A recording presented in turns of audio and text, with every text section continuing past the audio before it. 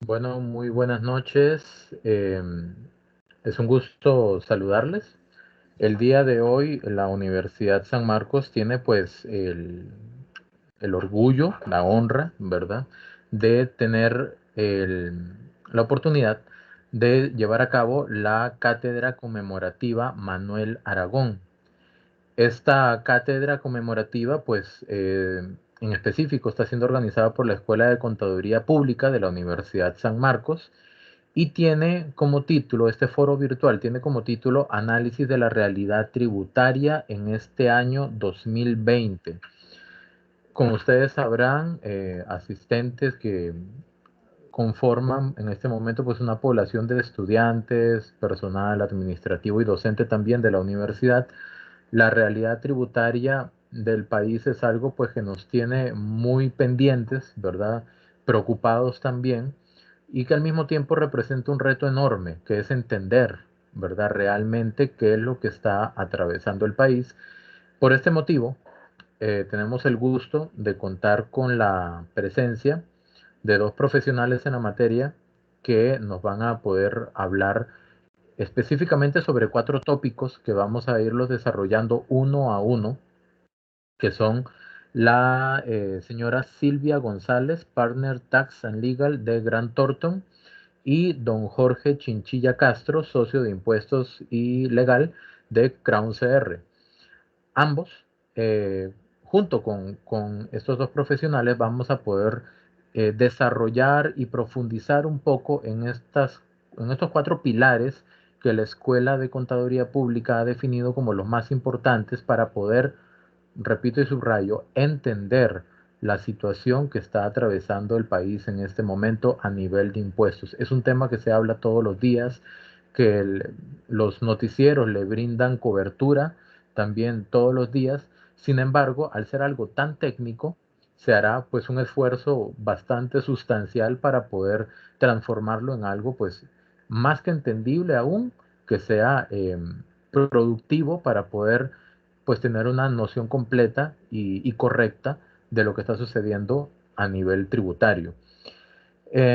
Antes de iniciar con las exposiciones o con el diálogo, va a ser más un diálogo, un foro, voy a invitar al máster Marco Esquivel, es el vicerrector de la Universidad San Marcos, quien nos va a brindar unas palabras de iniciación o de introducción. Entonces, don Marco, todo suyo.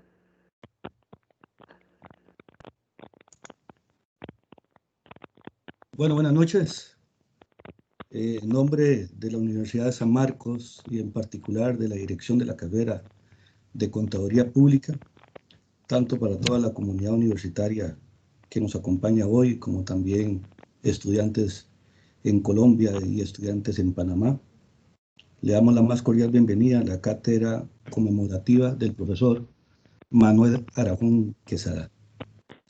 Como reseña el profesor, es importante hacer recordar que a finales del siglo XIX y principios del siglo XX, don Manuel Aragón Quesada fue profesional que enseñó la contabilidad en el Liceo de Costa Rica.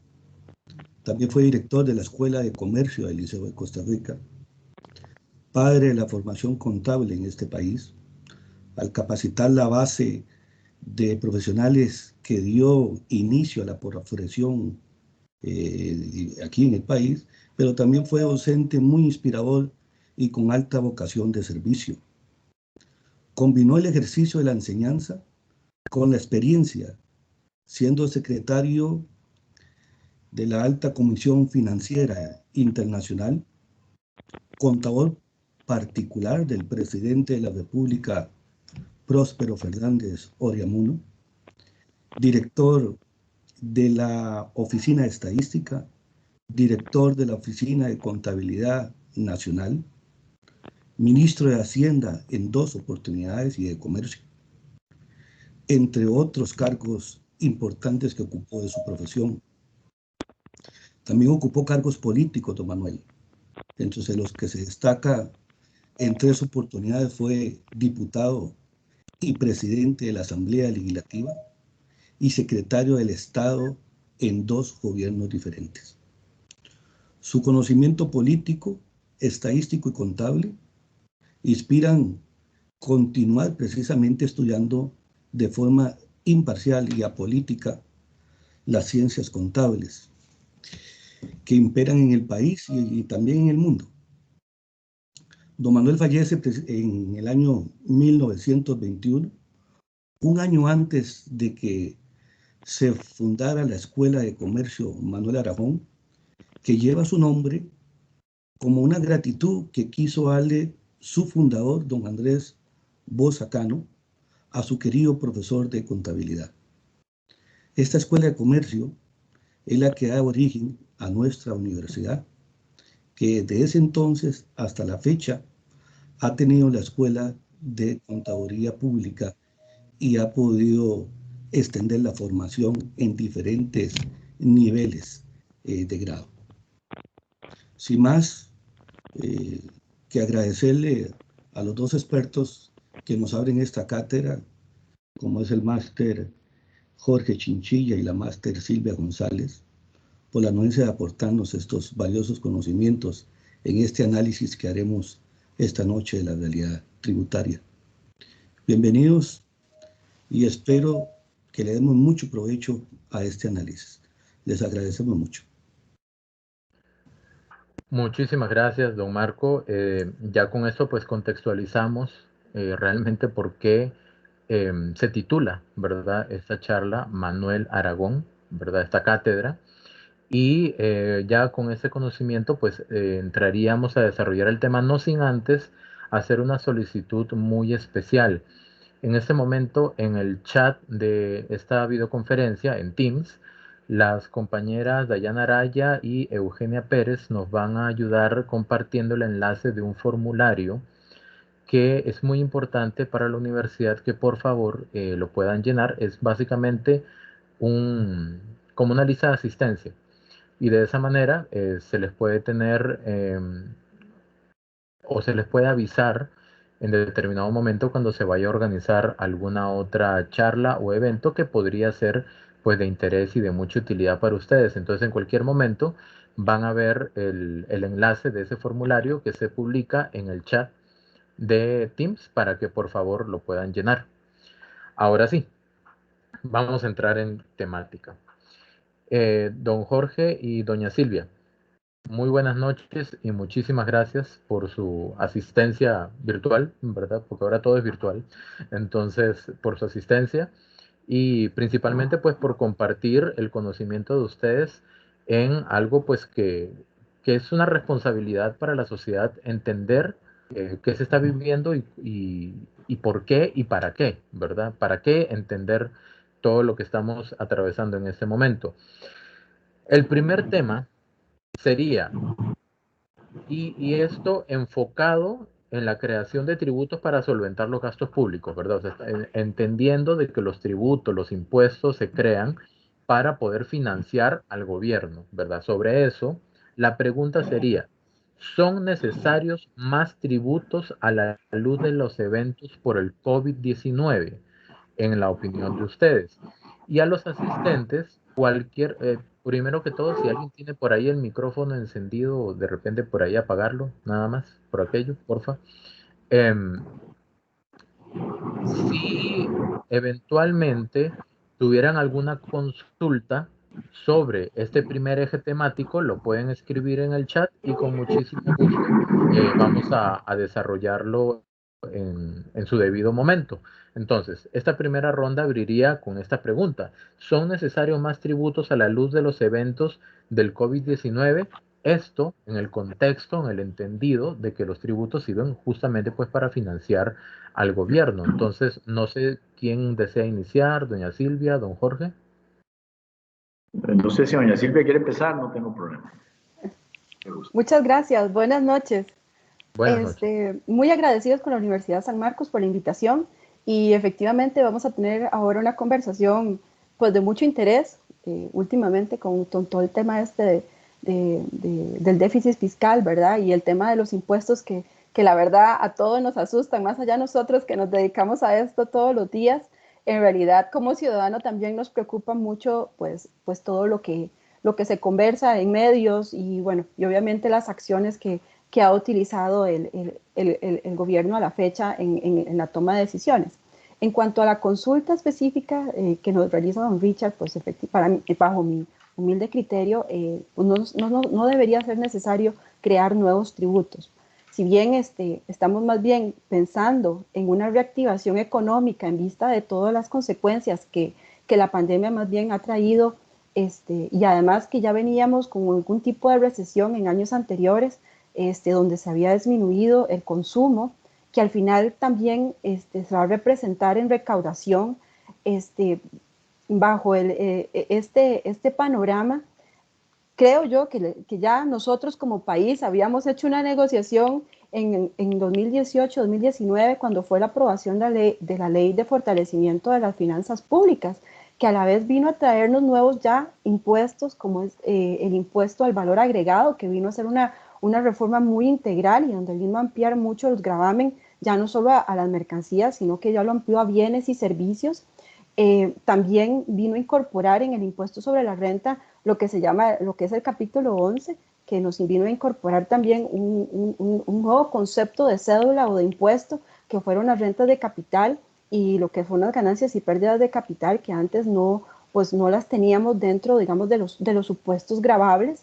También hubo una promesa de disminución del gasto público, que esto todavía lo tenemos un poco en duda, ¿verdad? Y el tema del salario único, que eso también era, por un lado, nosotros que aceptábamos de alguna forma estas nuevas cargas tributarias, sino que también el Estado tenía que poner de su parte para buscar este equilibrio, que era el tema de la disminución del gasto, y también el tema de la regla fiscal, ¿verdad? Que era también muy asociada al tema de la disminución del gasto en cuanto a poner un límite a efectos de no excedernos más en el gasto y buscar ese equilibrio. Entonces, bajo este panorama, pues considero que no deberían ser necesarios nuevos tributos, sino que debemos comenzar a recaudar y a gestionar lo que ya tenemos sobre la mesa. El impuesto de valor agregado todavía no ha llegado a su máxima expresión, por decirlo así.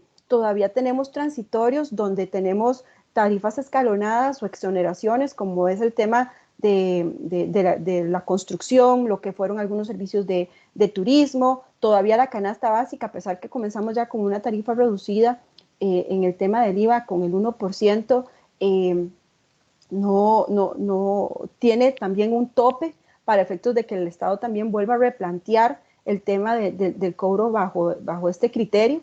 Y obviamente el tema que les mencionaba, ¿verdad? De las rentas de capital, lo que son las ganancias y pérdidas, pues eso más bien es un tema que viene y que vamos a ver cómo la administración también lo va a implementar, que ahora más adelante también podemos conversar un poco sobre eso y el tema, digamos, de las herramientas o instrumentos que tiene para buscar esta recaudación sin necesidad de pensar en nuevos tributos o en nuevos conceptos. Doña Silvia, disculpe, solamente como para comprender un poquito mejor, cuando usted se refiere a rentas de capital, ¿verdad? En lenguaje no técnico, ¿verdad? Se refiere a... Esto sí es un poco una explicación un poquito más amplia.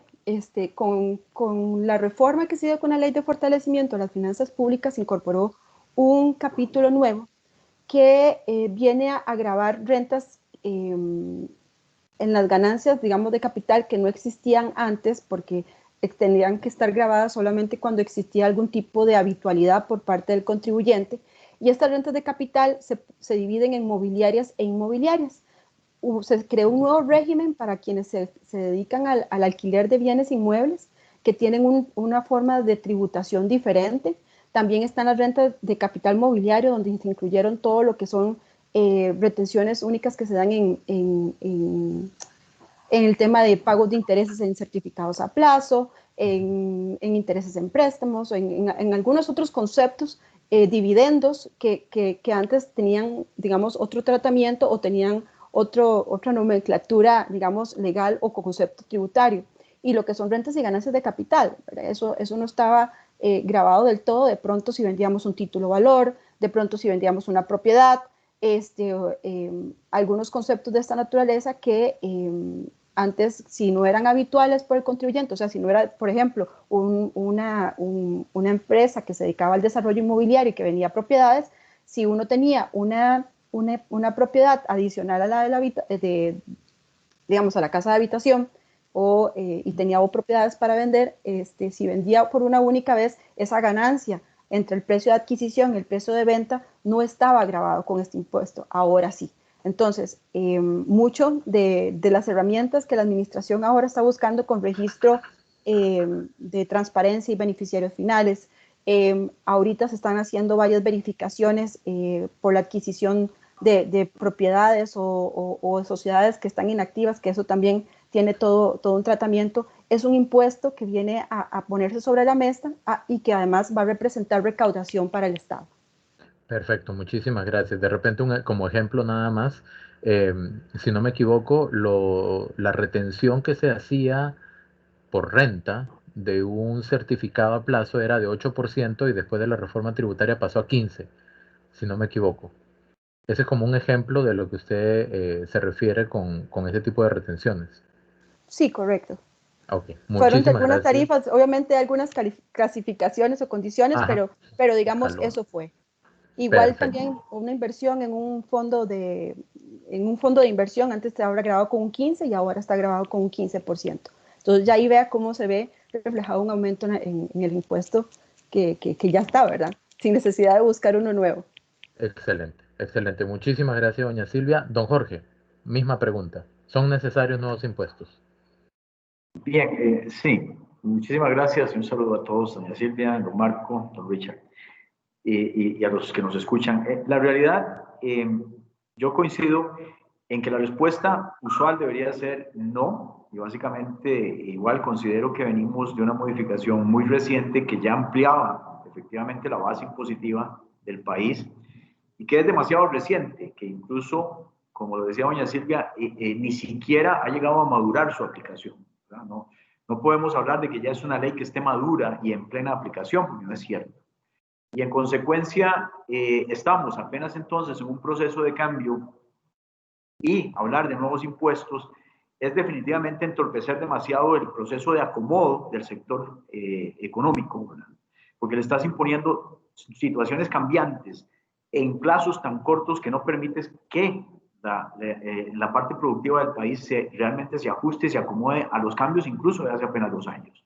Y eso, desde una perspectiva, digamos que de promoción del desarrollo de nuevos negocios, no ayuda para nada, complica la situación y más bien podría ser que haga que muchísima gente ni siquiera piense ya en invertir en el país. O sea, nos pone en una situación muy compleja si hablamos de crear nuevos tributos. Sin embargo, también hay que ser claros de que esta es una pregunta compleja, porque técnicamente uno podría decir que es así. Sin embargo, y estamos de acuerdo en que no vamos a hablar de política, aquí lo que hay que definir es realmente hacia dónde vamos. Es un tema más filosófico. ¿Qué es lo que el país quiere y puede hacer? ¿Por qué? Bueno, porque si definitivamente tenemos una regla fiscal que no vamos a aplicar, si definitivamente estamos corriendo el riesgo de caer en un default y nadie hace nada, y si definitivamente no queremos mejorar la recaudación y seguimos exactamente como estábamos, y aparte de eso, básicamente no entramos a hablar del tema de gastos en la parte del gobierno, de algún lado tienen que salir los recursos. Entonces, es muy fácil, ¿verdad?, plantear el hecho de decir que no, pero la respuesta es no es necesario, porque no lo es, porque hay otras medidas que permitirían trabajar el deterioro fiscal que tenemos, pero se vuelve algo no necesario en la medida en la que nosotros, el país como tal, escoja tomar esas medidas accesorias que son necesarias y que se vuelven urgentes, ¿verdad? O sea, entonces, por supuesto, y repito, coincido con doña Silvia en que no hace falta, no es cierto que es por ahí por donde debamos irnos, pero depende de que otras cosas se hagan. Como ella misma lo mencionó, con el tema de la regla fiscal hay una sensación de que todavía el gobierno está debiendo. Bueno, eso necesita ponerse en práctica ya para poder evitar la necesidad de ir hacia más impuestos. Necesitamos entonces mejorar también la recaudación, sin lugar a ninguna duda. O sea, en lugar de crear nuevos tributos, quizás lo que hay que hacer es mejorar la recaudación de los ya existentes y evitar algunos problemas alrededor de esa recaudación. Así que hay alternativas para evitar impuestos, sí la hay, pero si no hacemos nada, si nos quedamos exactamente como estamos, Los resultados no van a cambiar y el hueco que tenemos se puede hacer más grande, en donde posiblemente alguien dirá, entonces sí necesitábamos recaudar más tributos, pero repito, no es cierto, es que quizás otras medidas que debieron tomarse no se tomaron. Perfecto, muchísimas gracias. Acá hay dos preguntas de Adrián Aguilar y de Pilar Ugalde.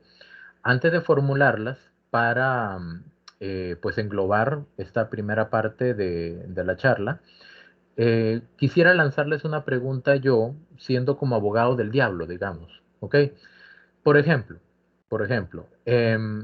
durante este año, a partir de marzo, que comenzó la emergencia nacional por la pandemia del COVID-19, en algún momento las autoridades deciden dar moratorias, ¿verdad? Para no pagar el IVA por, si no me equivoco, 3 meses.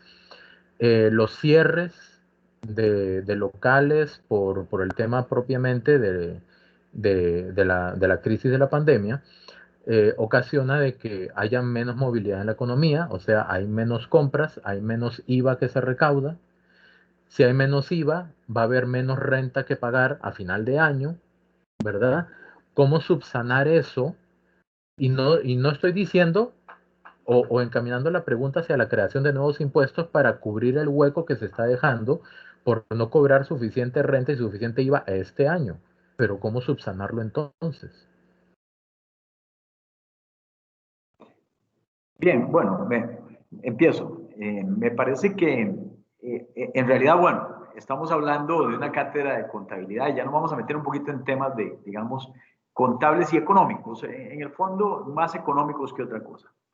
Pero es cierto, sí hay una contracción. Y ahí creo que no hay más que decir que las cosas son como son. Recordemos que la contabilidad, ya que esto es una cátedra de un excelso contador, la contabilidad y los que estudiamos contaduría, yo estudié eso, es ecléctica. O sea, tenemos que sumar un montón de conocimientos de varias ramas para hablar de ella. Entonces, aquí tenemos que hablar un poco de economía, repito, vamos a hablar un poco de contabilidad y un poco de otras ramas que son inevitables. Sí, efectivamente tenemos una situación que no podemos variar, que es que hay una contracción general. Ahora, hemos de suponer que la contracción general afecta no solamente al sector privado, sino también al sector público. Y el punto aquí es, ¿se tratará realmente solo de llenar el hueco? No necesariamente, se trata también de reducir los gastos. Hemos de suponer que si mucha gente está haciendo en este momento teletrabajo, hay ciertos niveles de gastos que también tienen que haber disminuido en el sector gobierno. No puede ser que permanezcan necesariamente igual. Suponer que permanecen igual, sin ninguna explicación y sin mayor descaro que decir que es que no los podemos cambiar, es un problema serio, porque así como la crisis afecta al sector empresarial, debe afectar al resto. O sea, no es una crisis específica de un sector, es una crisis global.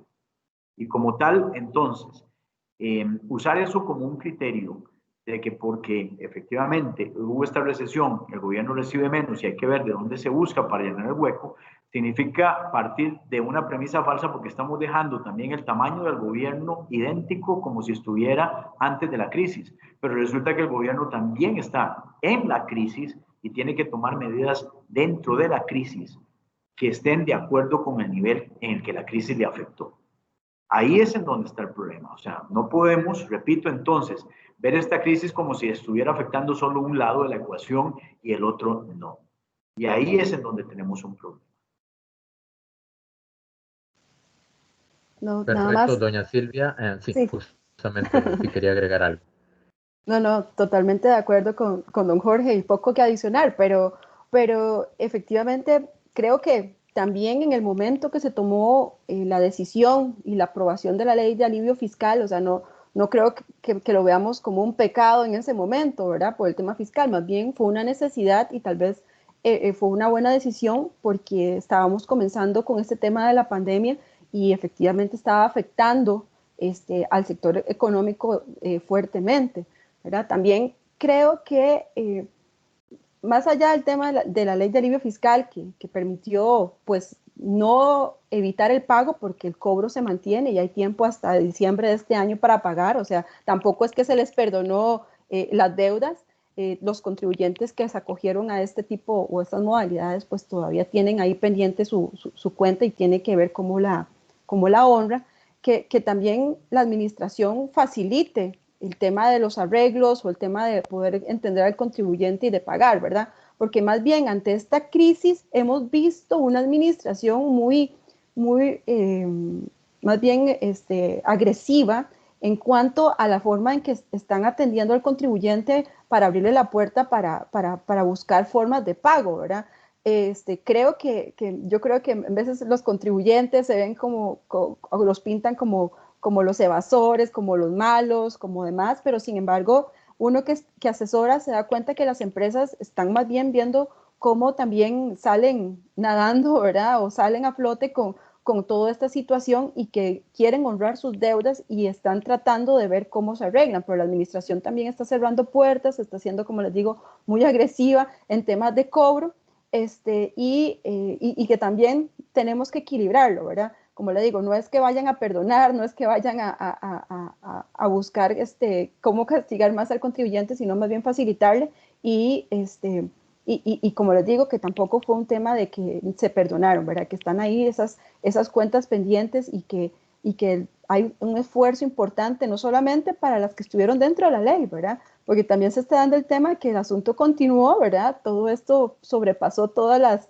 expectativas que teníamos y más bien ha generado hasta mucha incerteza, y que más bien hay deudas nuevas que se tienen que honrar y que no se están tal vez haciendo porque precisamente existe una dificultad muy grande, incluso hasta con cierres de negocios que no han podido pues solventar el tema fiscal, que a veces termina siendo muy grande el peso, más allá del cumplimiento, digamos, de comprar su mercancía para la venta o de pagar proveedores. El tema de la administración se vuelve una carga muy pesada que me parece que sí debería ser más, no que omita el cumplimiento, sino que sea flexible y que se pueda llegar a un acuerdo también, que al final se va a reflejar en recaudación. Es mejor pagar de a poquitos que nunca pagar, ¿verdad?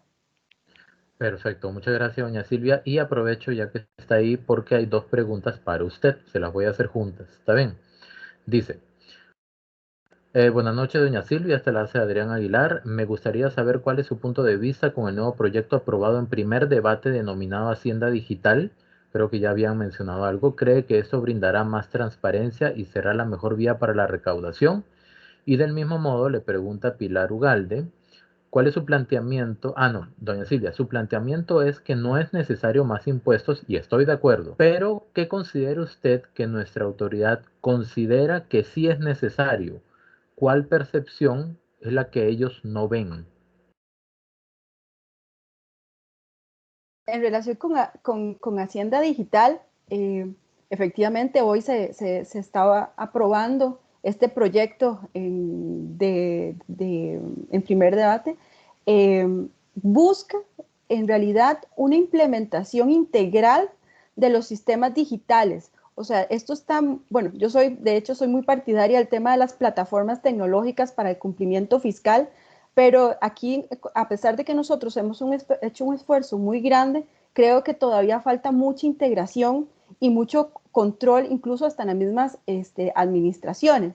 Por ejemplo, tenemos la Dirección General de Tributación y la Dirección General de Aduanas, donde incluso la misma ley prevé que se puedan hacer pagos con saldos a favor que se tienen en aduanas, y aduanas solo contesta, ay, es que no he tenido chance de verlo, implementar los sistemas y todo eso. Entonces, al final, a pesar de que el contribuyente tiene saldos muy grandes, por ejemplo, a favor de impuesto IVA en tributación, no puede utilizarlos para compensar las importaciones que realiza. Entonces, también tiene que desembolsar efectivo para pagar un impuesto que pudo haber ya pagado incluso con su saldo, ¿verdad? Ahí, con esa cuenta que tiene en la misma Hacienda. Entonces, como le digo, Hacienda Digital va a venir a mejorar, creería yo, muchos de estos vacíos o integración que existe a nivel digital para un eficiente cumplimiento, ¿verdad? Recordemos que la administración tributaria tiene 3 funciones: gestiona, recauda y fiscaliza impuestos.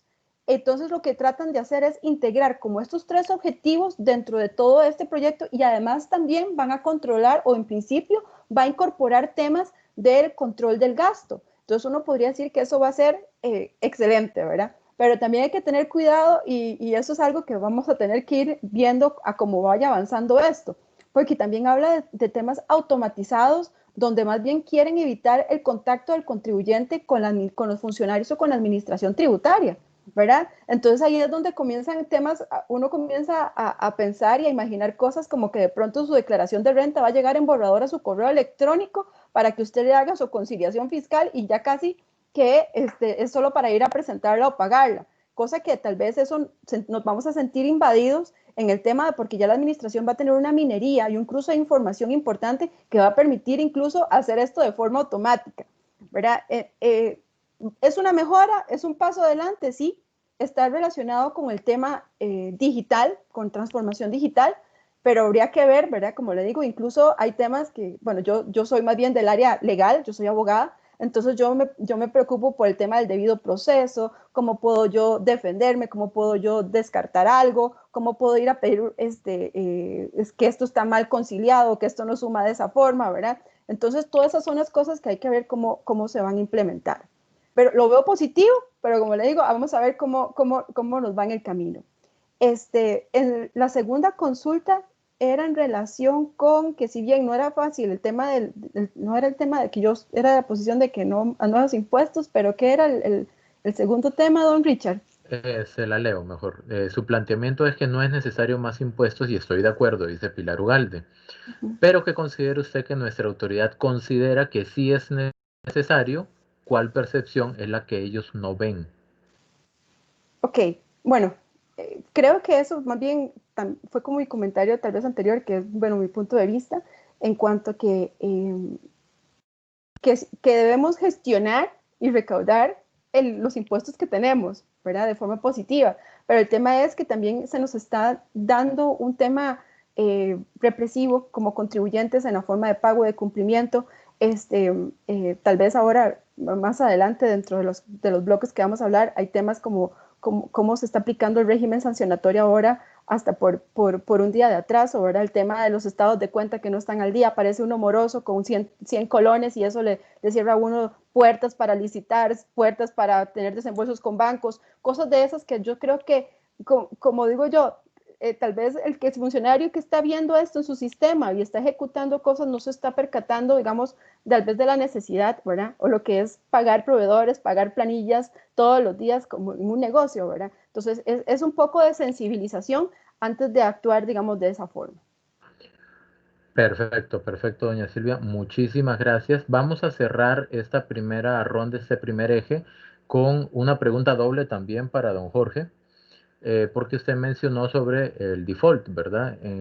Pregunta Pamela Hernández, en este momento ya se contempla como una posibilidad el default, qué tan cerca o lejos estamos, y más o menos en la misma línea, bueno, no, la misma Pamela pregunta, ¿verdad? ¿Qué podemos esperar a nivel internacional? ¿Cree que estamos próximos a un downgrade? Ese sí es nuevo para mí, así que si me lo pueden explicar mejor. ¿Un downgrade debido a la falta de acciones visibles? Y con esto terminamos esta primera ronda y pasamos al siguiente tema. Ok, bien. Primero, lo que tiene que ver con el default.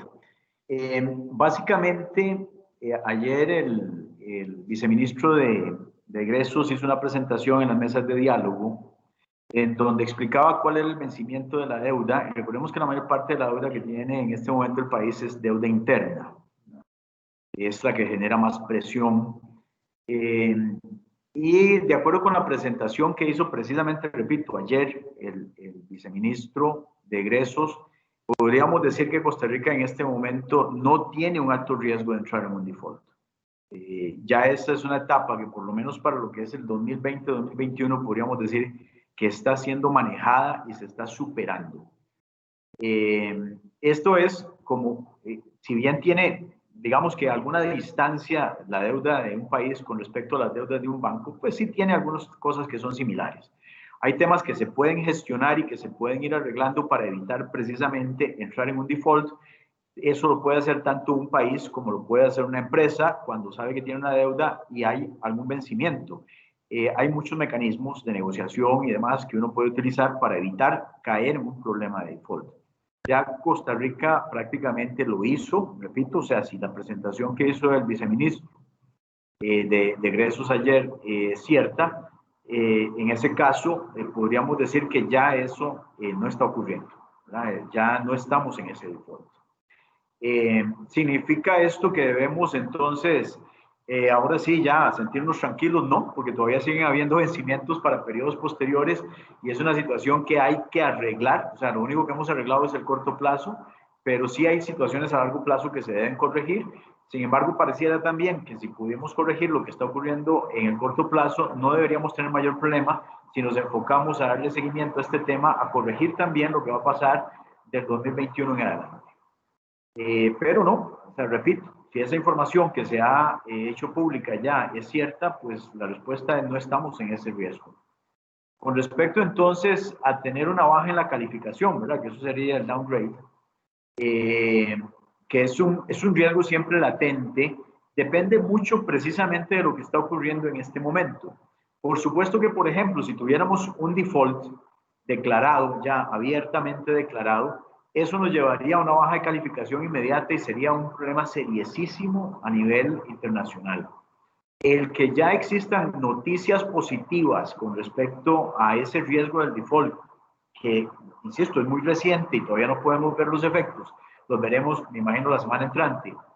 El que ya exista una noticia positiva hace que efectivamente el riesgo también de tener una baja en la calificación, una disminución en el grado en el que nos evalúan, también se vea un poquito más lejano. No es necesario entonces en este momento preocuparse demasiado de eso, porque en apariencia ya estamos mandando mensajes positivos al mercado y esos mensajes positivos tendrían que hacer que por lo menos mantengamos la calificación que nosotros tenemos en este momento. Lo que no creo que podamos hacer es mejorarla. Creo que para mejorar la calificación vamos a tener que esperar mucho más.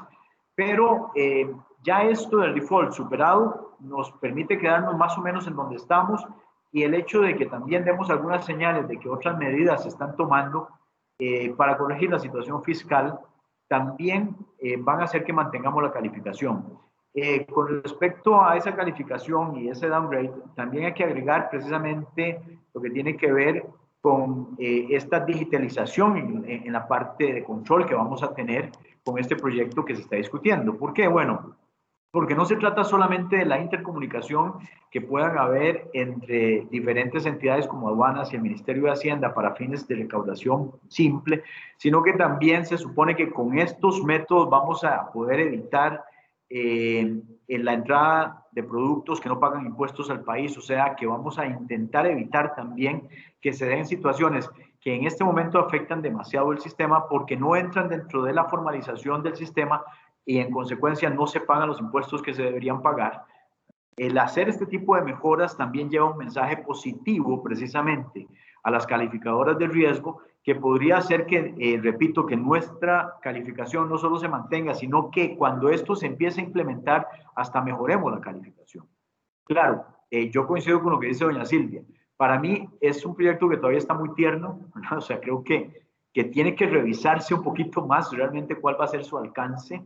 Tener las herramientas tecnológicas no es suficiente, se necesita la capacitación del personal para que estas herramientas den los resultados adecuados, y ahí tenemos entonces un reto, y es un reto muy grande, porque si hay algo que tenemos que decir es, para los que hemos estado en algunas fiscalizaciones, es que a veces estamos discutiendo temas técnicos con gente que no entiende esos temas técnicos. Entonces, imaginémonos si estamos en tema de fiscalizaciones con ese problema, lo que va a ocurrir cuando traigamos herramientas nuevas de alto quilataje tecnológico para gente que no está acostumbrada a usarlas y que podrá ver, como es de esperar, si vuelvo a repetir, nosotros somos profesiones eclécticas, va a haber una resistencia al cambio inevitable del personal de Hacienda y de aduanas, por ejemplo, a esas nuevas herramientas. Y esto lo vamos a tener que enfrentar, y la pregunta va a ser de fondo: ¿cómo vamos a enfrentar esa resistencia al cambio para evitar los roces y para evitar que no ocurran usos inadecuados también, o gente que ni siquiera lo quiera usar y entonces terminemos con una herramienta muy bonita pero no la estamos usando? Tenemos por eso muchísimos retos. No se trata solo de haber aprobado un proyecto. Por otro lado, también como comentario, existen dudas con respecto al presupuesto. Me refiero, se ha comentado precisamente en estas mesas de diálogo de dónde salió el monto de este presupuesto de $156 millones. porque también existen dudas si realmente eso es un valor razonable de mercado. Parece que es un poquito excesivo, incluyendo la capacitación pareciera excesivo. Pero bueno, repito, los primeros pasos se ven bien en el sentido de que ya mandamos mensajes positivos porque estamos hablando del tema, pero creo que hay consenso de que este tema específicamente también tiene que verse con más cuidado. Pero para responder entonces la pregunta, en resumen, el default parece que ya no está ahí, que ese es un fantasma que no nos debe asustar en este momento. Y segundo, como consecuencia de las medidas que se están tomando, parece que ya estamos enviando mensajes positivos a las calificadoras y no vamos a tener tampoco problemas de una disminución en nuestra categoría. Perfecto, muchísimas gracias, don Jorge. Ahora vamos con el segundo tema. Antes, dos menciones.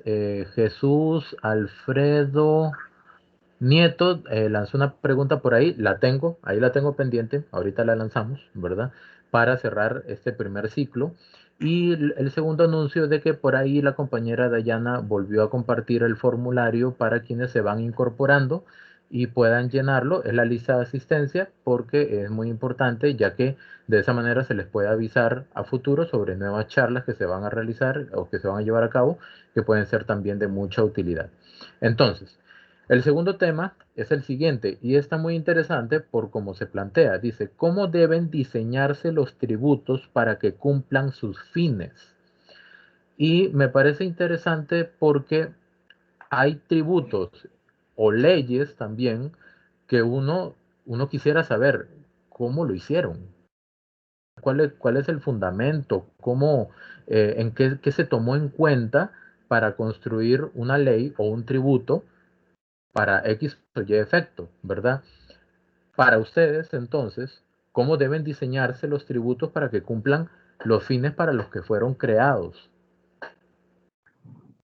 No sé quién Bien, desea usted, hablar. si, Don Jorge. si doña Silvia quiere hablar primero, con gusto igual, como ella prefiera, o si no quiere, pues yo no puedo hacer. Doña Silvia, usted tiene la decisión entonces. Bueno, bueno, si quiere, me tiro el agua primero aquí. Bueno, bueno, tal vez, obviamente esa pregunta está muy relacionada con la que conversamos previamente, ¿verdad? Cómo diseñar los tributos para que cumplan sus fines, ¿verdad? Los tributos como tales buscan, bueno, el concepto tributos es como el género, ¿verdad? Que tiene diferentes categorías donde están los impuestos. Entonces, pensar que tenemos tasas, tenemos contribuciones para fiscales y tenemos los impuestos, ¿verdad? Estamos más familiarizados con los temas de impuestos, que es el impuesto de renta, el IVA y, bueno, y todo esto que tal vez hemos estado ahorita mencionando dentro de nuestros comentarios. En el principio, los impuestos son impuestos, como lo dice la propia palabra, por parte del Estado como un criterio de solidaridad que tenemos todos a la contribución de los gastos públicos. Entonces, ese sería como el fin que está haciendo, ¿verdad? Entonces, obviamente, va a haber varios elementos que considerar quiénes van a ser los contribuyentes, cuál va a ser la tasa, cuál va a ser la base que se va a utilizar, ¿verdad? Dentro, digamos, del mismo criterio o concepto que se está construyendo. Pero vamos a lo mismo, ¿a quién le vamos a cobrar más impuestos? ¿Verdad? Si hemos venido conversando que por ahorita buscamos más bien una recaudación eficiente con lo que tenemos en la mesa antes de pensar en idear nuevas formas de recaudación. Bueno, veamos en algún momento, ¿verdad? Por ahí anda un proyecto de renta mundial que, como ahora mencionaba bien don Richard, en realidad está muy mal construida porque realmente el proyecto establece como 3, 4 artículos para incorporar en la ley del impuesto sobre la renta y eso no sería suficiente. El hablar un concepto de renta mundial es cambiar totalmente el sistema de renta que tenemos actualmente en Costa Rica, que es territorial. Entonces es una reforma muy integral. Además, al ser renta mundial significa que van a gravar ingresos que se generan fuera de Costa Rica. Y entonces ahí incluso entramos a hablar de normativa que se conoce como tratados de doble imposición, que se firman con otros países a efectos de poder darle tratamiento a esas rentas que son de fuente de alguno de los países contratantes. Entonces, es algo sumamente, digamos, bueno, es complejo, que no bastaría con que alguien presentara un proyecto con un par de artículos para reformar la ley de renta como la tenemos. O por ahí también anda otro proyecto de impuesto al patrimonio. Ya es un impuesto al patrimonio, existió a los finales de 1998, 99, por ahí, que incluso se declaró inconstitucional, que era un 1% sobre el patrimonio de los contribuyentes, que se declaró inconstitucional precisamente porque parecía que estaba gravando lo que ya estaba de alguna forma siendo grabado dentro de, digamos, en este caso, de una renta empresarial del contribuyente. Entonces, ¿qué fines tiene que cumplir? Bueno, como le digo, cooperar con los gastos públicos, que como hemos también venido conversando, también debería existir un compromiso del otro lado para buscar ese equilibrio, ¿verdad? Para que nosotros, que somos los sujetos pasivos o los contribuyentes, pues estemos en igualdad, digamos, de posición, con compromiso en ambas partes. Pero, como le digo, sí, no hay como decirles ahorita un parámetro, pero sí debería tener cierta, pues obviamente un tema técnico, un tema de fin, un tema de contribuyente, que tiene que estar muy, muy, muy bien definido a la hora de, digamos, de hacer una propuesta de esta naturaleza. Por ahí anda también el tema de la renta global, que eso significaría, nosotros tenemos un régimen de renta de diferentes cédulas, que tenemos ahora las rentas de capital que mencionábamos antes, ¿verdad? Que buscan gravar diferentes manifestaciones de renta o de ingresos. Entonces, la renta global busca como meter todo en una misma olla. De alguna forma, con la reforma de la Ley de Fortalecimiento de las Finanzas Públicas, se incorporó el concepto. Sin embargo, su aplicación requiere, en este momento, reglamentación clara y además también directrices de parte de la administración que permitan una dirección al contribuyente de cómo hacerlo. Ahorita, de hecho, existen varios criterios encontrados dentro de lo que la administración ya ha manifestado dentro de sus criterios con consulta directa a ellos, así como también creo que de todos nosotros los que somos asesores fiscales, buscando interpretar la norma, cuando de verdad no deberíamos llegar a un momento de interpretación, sino que debería ser temas que tienen que estar muy claros en la ley y las reglas a seguir, precisamente para buscar un cumplimiento claro y obviamente cumplir con ese fin por el cual fue creado. Perfecto, muchísimas gracias, doña Silvia. Don Jorge, lo vi como asintiendo mientras doña Silvia hablaba, entonces me imagino que está como tan sintonizado. Estamos de acuerdo. Entonces, Bien. no sé si gusta agregar algo más. Claro que sí. En realidad, bueno, tal vez como para repasar un poquito la parte puramente teórica del artículo 4 del Código de Normas y Procedimientos Tributarios, nos da algunas definiciones que son importantes cuando uno habla de este tema. Primero, como dijo doña Silvia, el término global con el que tenemos que hablar en realidad es tributos, y por supuesto que hablamos más de impuestos porque esa es la palabra que comúnmente usamos, pero realmente hablamos de tributos. Los tributos son las prestaciones en dinero que pueden ser impuestos, tasas o contribuciones especiales que el Estado, en ejercicio de su poder de imperio, exige con el objeto de obtener recursos para el cumplimiento de sus fines. Eso es la definición de tributo que tiene el artículo 4 del Código de Normas y Procedimientos Tributarios. ¿Por qué es importante hablar de eso? Bueno, primero, porque me parece que muchísima gente, por alguna extraña razón, ignora que efectivamente se cobran por el poder de imperio que tiene el Estado. Se ejerce ese poder de imperio. Así que, más allá, de nuevo, de las ideas filosóficas y a veces románticas que podamos tener, aún en nuestra ley se leen algunas, clarito, ¿verdad? Algunas ideas que son imperialistas. O sea, sin lugar a ninguna duda, le damos el poder de imperio al Estado. Y es así como lo vemos. Y es para lograr los fines que tiene el Estado. O sea, el Estado tiene que definir para qué necesita, en este caso, los recursos. Es para eso para lo que se crean los tributos. Y le toca al Estado definir para qué. O sea, no es un tema, entonces, realmente vacío, ¿no? Tiene que haber, y para eso existe una ley también, un presupuesto nacional. O sea, tiene que haber una explicación. Lo vamos a usar en esto. Es de esa manera que se van creando los impuestos. Primero, de alguna u otra forma, tenemos que establecer cuáles son las necesidades y después, entonces, cómo vamos a fondear esas necesidades, que para eso se crean los tributos, para fondear esas necesidades. Entonces, en términos generales, ocupamos primero definir hacia dónde vamos. Y eso, una vez más, no hay ninguna diferencia entre hablar de una empresa que de un Estado. En este punto caemos en algo que es exactamente idéntico. Y para los que han estudiado entonces estrategia empresarial, ya sea a nivel de su pensum académico normal o en maestrías o como fuese, todos saben que la mayor parte de los cursos de este tipo de estrategia empresarial se usa una frase, casi todos los profesores la usan, que cuando uno no sabe para dónde va, cualquier camino es bueno. Lo mismo le pasa a un Estado. Si no sabe para dónde va, cualquier cosa que haga sonará que está bien y parece que va bien, porque uno no sabe cuál es su objetivo. Entonces, hay que definir el objetivo para el cual estamos cobrando los tributos. De ahí que es importante por eso esta definición, ¿verdad? O sea, pueden haber impuestos, pueden haber tasas, contribuciones especiales.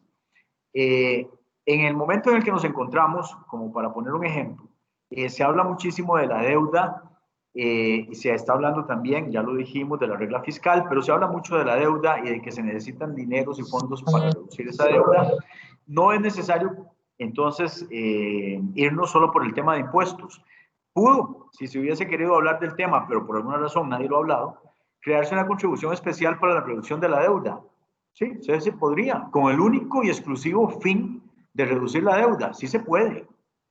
Sin embargo, y si hablamos claro, aún dentro de las propuestas del diálogo nacional que se han hablado, nadie propuso crear una contribución especial.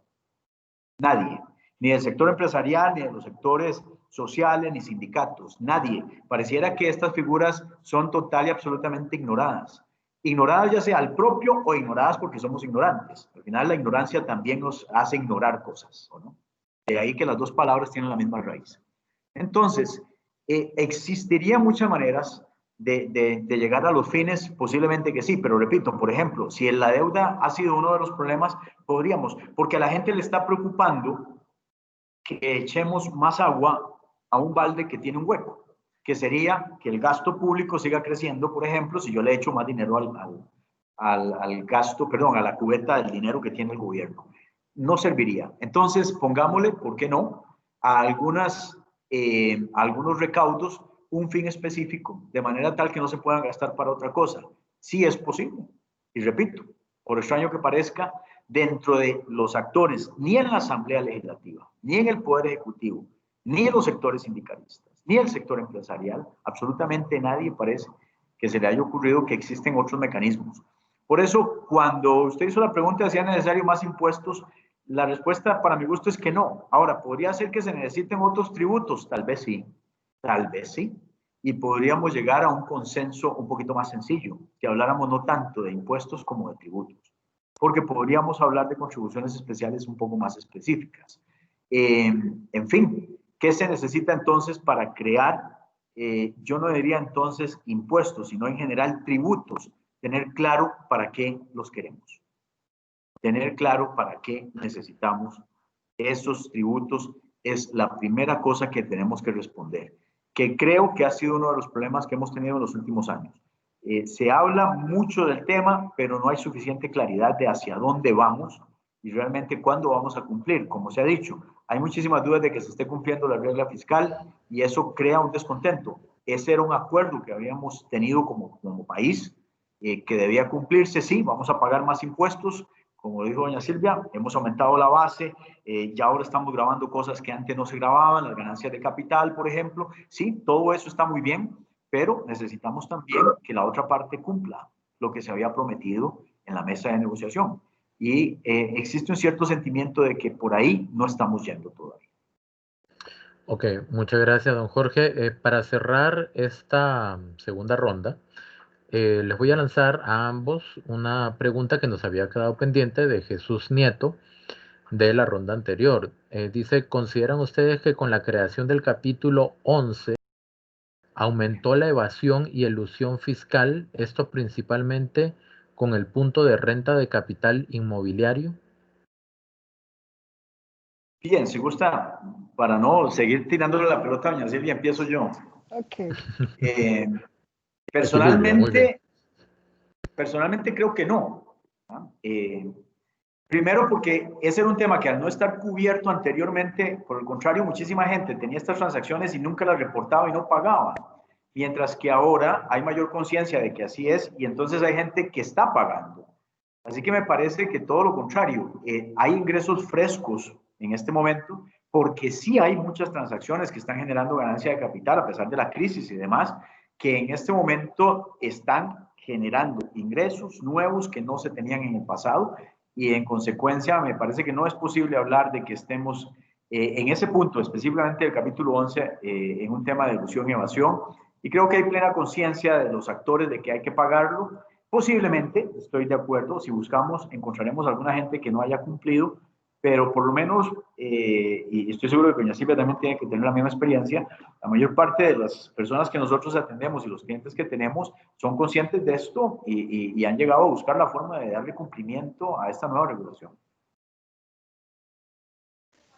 Perfecto. Doña Silvia, no sé si quiere agregar algo. No, totalmente de acuerdo y precisamente, vamos a verlo, por ejemplo, los alquileres. Mucha gente ha alquilado toda la vida apartamentos o casas y ha habido una gran masa, digamos, de lo que se llama omisos, ¿verdad? Que nunca han presentado declaraciones o han pagado impuestos. Ese comercio hormiguita que anda por ahí, pero más bien esto ha venido a poner mucho en regla. También, más allá del tema de esta nueva normativa, factura electrónica también fue un tema que vino a sensibilizar mucho también a los contribuyentes como para irse poniendo en regla. Entonces, me parece que en realidad no. Obviamente podemos pensar que habrá alguno ahí que medio pillillo que quiera hacer estructuraciones ahí como muy fuertes, buscar esconder activos o hacer transacciones con otros nombres para no pagar, ¿verdad? Pero eso no lo podemos evitar y siempre ha existido, ¿verdad? Pero me parece que no ha sido un motivo para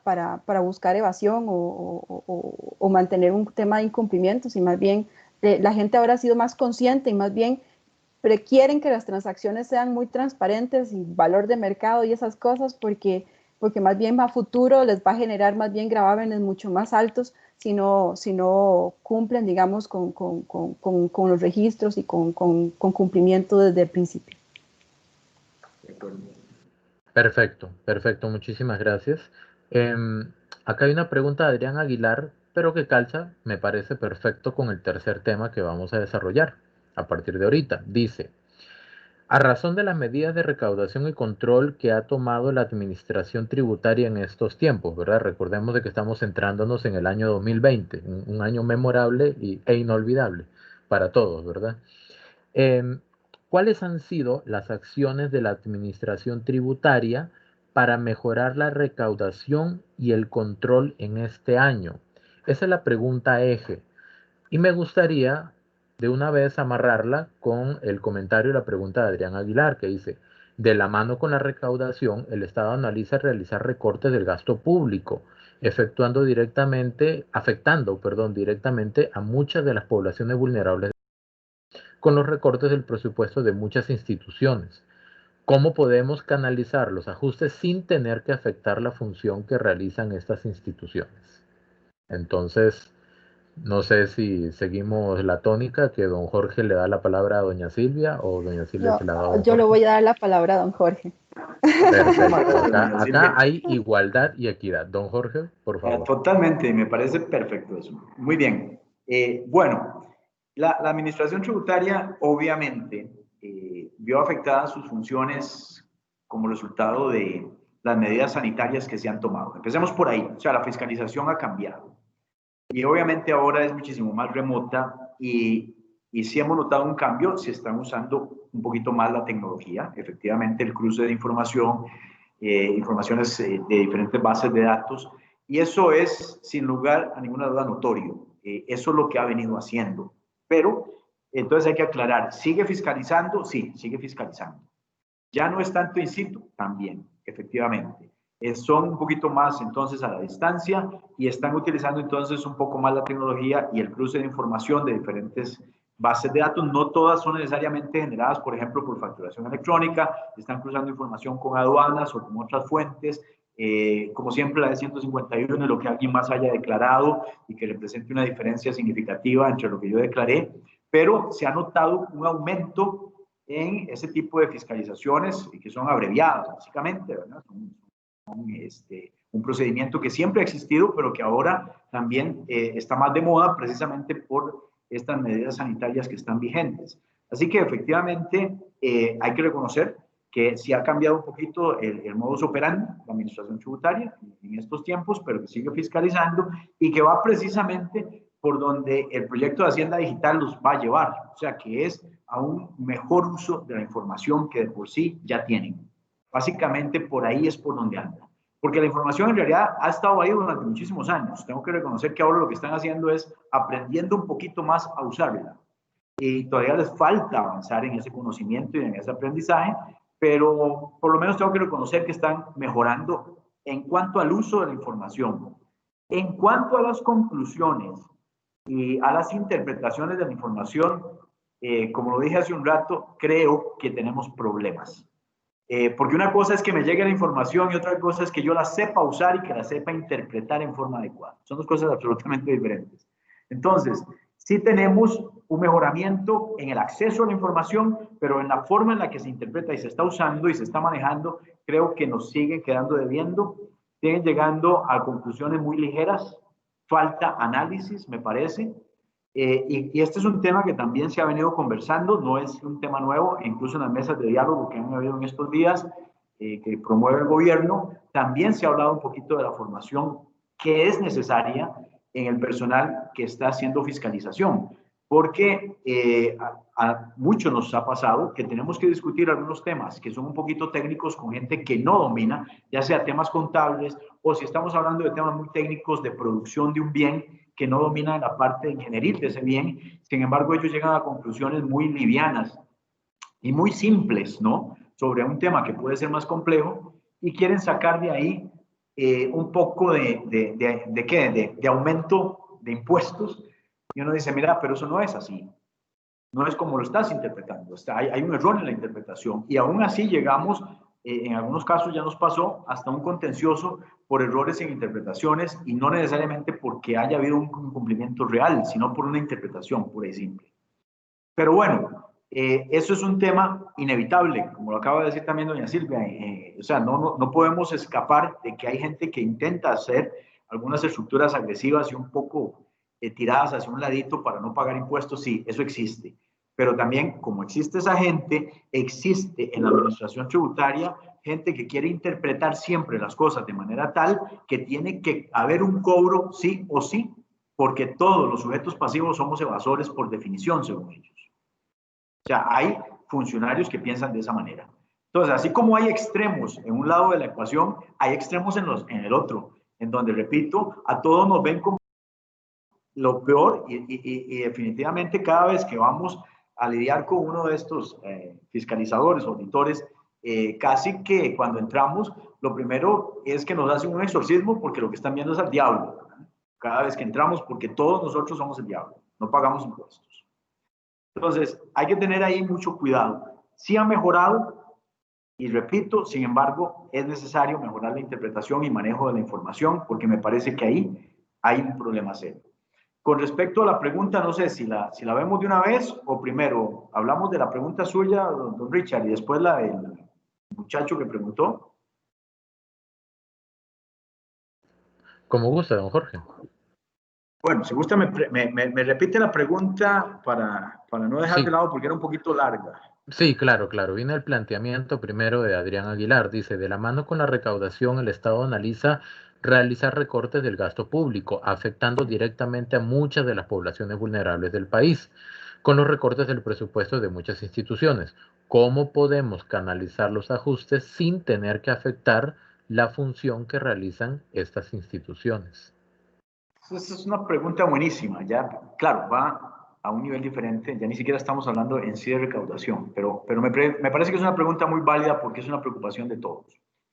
Bien, vamos a ver. El problema económico, y por eso les decía, nosotros somos ramas eclécticas. O sea, no podemos llegar aquí sin haber visto más de una cosa, ¿verdad? Más de una rama de nuestra profesión. O sea, hemos estudiado recursos humanos, administración, En algunos pensos académicos de algunas universidades también se ve economía. El problema económico es que tenemos necesidades ilimitadas con recursos limitados. Ese es el problema económico. Y es un problema que tiene la sociedad completa. No importa dónde estemos. Podemos estar en el sector público o podemos estar en el sector privado. Siempre ha sido, por excelencia, digamos que el llamado a ser resuelto por los actores económicos. ¿Cómo vamos a satisfacer necesidades ilimitadas con recursos limitados? Todas las instituciones del gobierno también enfrentan esa situación. Y como lo dije hace un rato, ese no es un problema exclusivo de ellos, me refiero del sector gobierno, sino también ahora es un problema que tenemos el sector privado. ¿Por qué? Bueno, con esta crisis se nos disminuyeron los ingresos. Tenemos todavía que mantener planillas, tenemos que mantener, por ejemplo, capacitaciones de los empleados, tenemos que mantener una serie de cosas y los recursos ahora son menores. Todos tenemos ese mismo dilema. Entonces, ¿qué hay que hacer?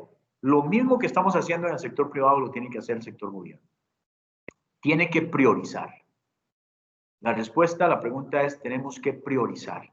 Tenemos que escoger qué es lo que en este momento tenemos necesariamente que mantener vigente y qué podemos posponer un poco para ver cuándo los ingresos mejoren y podamos hacer frente a esas otras necesidades. Si no priorizamos, estaríamos cayendo ya no en un problema administrativo público, no, sino en un problema administrativo en general.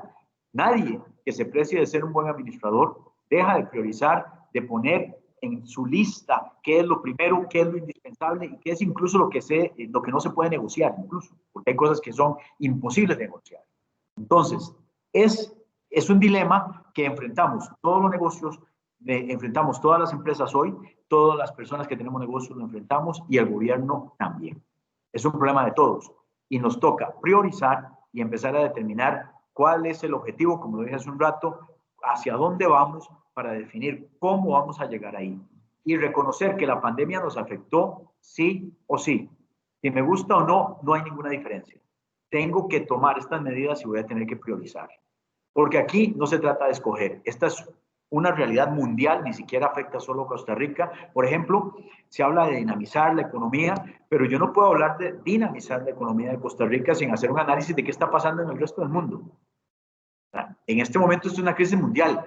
Para poder hablar de estos temas tenemos que también medir qué están haciendo los otros países y por qué lo están haciendo, hacia dónde van y cuáles son las nuevas necesidades. Cuando ya tengamos esto un poquito más claro, es cuando vamos a poder otra vez flexibilizar un poquito también las medidas que hemos tomado, pero por ahora la respuesta a esa pregunta es muy sencilla.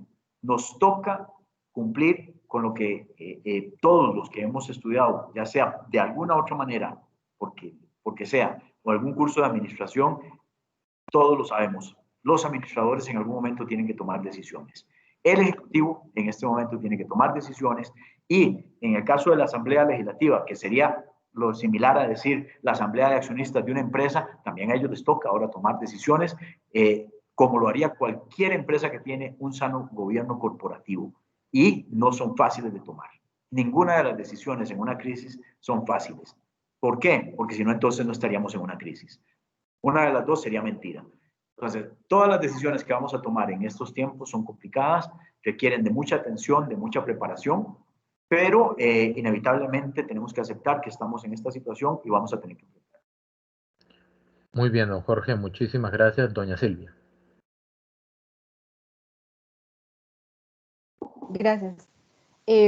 Tal vez para complementar lo que está diciendo don Jorge, bueno, la administración tributaria que tenemos hoy no es la misma que teníamos hace 20, 30 años, donde precisamente los procesos de fiscalización se llevaban de una forma muy diferente y el control también del cumplimiento fiscal se llevaba casi que manual y que presentar declaraciones en papel que se archivaban y obviamente no tenían forma de procesarla en tiempo, ni mucho menos poder identificar temas que ahora la tecnología o las herramientas actuales permiten. Y además también la ley ha tenido pues reformas importantes que le han facilitado a la administración también tener acceso a información de pertinencia tributaria, incluso acceso a bancos, el tema de información con terceros, el tema de la minería de datos que ya cuenta con la presentación, por ejemplo, del D151 que presentan todos los contribuyentes. Bueno, ahora factura electrónica es una herramienta que se han preocupado mucho por el cumplimiento, ¿verdad? Tenemos ahora a partir del 1 de diciembre la implementación de CABIS, que también va a tratar de uniformar todo lo que son bienes y servicios para temas estadísticos, para temas de referencia, pero también hay que tener mucho cuidado con este tema de CABIS, porque de pronto decimos que somos transportistas y estamos facturando conceptos de servicios administrativos con actividades económicas que no tenemos inscritas, por ejemplo, o cuestiones de esas que van a generar pues también cruce de información o minería de datos para que pensando también en un tema de automatización, puedan identificar temas que les permita control y seguimiento de los contribuyentes. Este año, precisamente en cuanto a la mejora de esta recaudación o control, más allá del tema que mencionaba antes, de que ha sido un poco también represivo o agresivo de parte de la administración, se han dado también el tema de la plataforma ATV, que además de ser el sistema de cumplimiento de los contribuyentes, también alimenta lo que es consulta pública por parte de la página del Ministerio de Hacienda, donde se actualizan y posiblemente se depuran estados de cuenta, donde aparece quién está omiso, o sea que falta presentar declaraciones, quién está moroso, que es cualquier diferencia o falta de pago en las declaraciones, donde incluso la consulta pública es accesible a cualquiera para determinar si hay cumplimiento fiscal. Entonces, todo esto son filtros que le permiten a la administración el gestionar de alguna forma eficiente el tema de la fiscalización y también de recaudación de impuestos. Obviamente, Hacienda Digital, que también ya lo mencionamos, viene a complementar todas estas herramientas que la administración está aplicando pues actualmente. Y bueno, vuelvo a poner un poco también en los puntos negros, ¿verdad? Todo parece ser positivo, busca un tema de recaudación, pero también creo que falta definir muchas reglas de cómo manejar la información del contribuyente, sobre todo en estas fiscalizaciones que se han llevado este año, que si bien se han utilizado la tecnología, el envío de información por correo, las audiencias se llevan por plataforma como la que estamos ahorita, para efectos de poder tener retroalimentación con el auditor, pero precisamente hay también muchas dificultades en el entendimiento de los datos, en la forma de cómo tenemos que expresarlos, y también incluso nos genera muchas dudas de cómo se lleva el expediente de toda esta información, ¿verdad? Porque ahora estamos hablando hasta de un expediente digital, porque todo han sido correos, documentos adjuntos, que ya no las vamos a encontrar de forma organizada con una foliatura, como nos gustaba ver tal vez el expediente físico en el pasado. Entonces, todos estamos aprendiendo, pero también faltan reglas claras en cuanto a todos estos procedimientos, por garantía incluso de derechos y garantías que tiene el contribuyente. Y además, que al final la idea sería que estos procesos se lleven de forma eficiente para poder transmitir la información y que se entienda pues a la primera, ¿verdad? Evitarnos toda la etapa de litigio o de impugnación, donde obviamente hay un desgaste de parte del contribuyente y costos asociados, además de que la administración también tiene que invertir pues recursos también en llevar un proceso en vía ya sea administrativa o en un proceso judicial, ¿verdad? Entonces, creo que sí, la administración de alguna forma se ha puesto las pilas, se ha adaptado al tema del cambio que se ha dado con el tema de la pandemia, pero sí todavía estamos con algunas dudas y temas que se tienen que mejorar en el camino. Bueno, perdón, sí, en relación con la consulta que teníamos también en mesa, bueno, para complementar también, ahí entonces es que si todas estas herramientas o todas estas acciones pues llevan a digamos, un cumplimiento en el tiempo, también hay disponibilidad de recursos para el efecto de toda la toma de decisiones y las prioridades que bien mencionaba pues don Jorge. Excelente. Para cerrar esta tercera ronda, porque después ya vienen las conclusiones, ¿verdad? Pregunta rápida para ambos. William Sanabria comparte su punto de vista y quiere saber la opinión de ustedes. Él dice, opino que un impuesto del 30% para los grandes contribuyentes se justifica cuando el país ofrece una infraestructura de comunicación de alta calidad, profesionales bien calificados que cubran la demanda de las empresas e índices de seguridad pública positivos. Creo que Costa Rica no es el caso, dice William. ¿Qué opinan los exponentes sobre esto? Creo que algo han hablado ustedes de alguno de esos temas, entonces como puntual de repente, ¿qué opinan ustedes sobre lo que plantea William? Bueno, la tarifa es del 30%, ¿no? O sea, efectivamente lo es, sobre todo cuando hablamos de grandes contribuyentes. No existe la menor duda de que la tasa corporativa para grandes contribuyentes es del 30%. Esa es, no sé si tal vez se lleva un poco la pregunta de porque alguna gente ha sugerido que quizás deberíamos bajar un poco las tasas. Alguna gente ha mencionado eso.